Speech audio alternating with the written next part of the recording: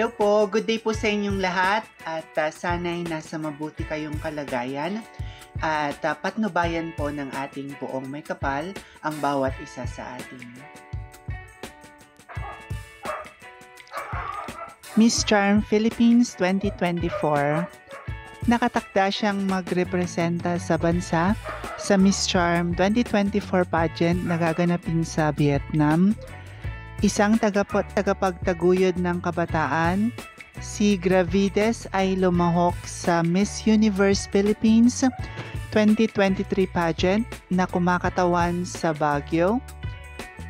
Bilang isang top 5 finalist, si Gravides ay itinalaga bilang Miss Charm Philippines 2024 sa isang hiwalay na seremonya pagkatapos ng pageant.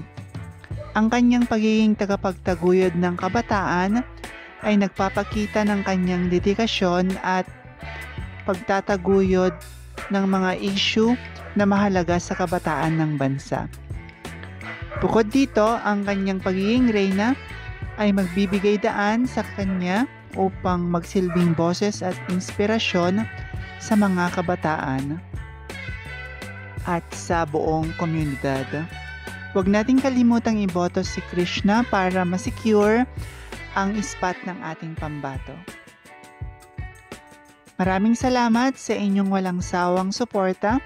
Hinihiling ko ang inyong tulong sa pag-like, pag-komento at pagbabahagi ng aking munting channel. Pagpalain kayo ng may kapal sa inyong kabutihan at pagmamalasakit.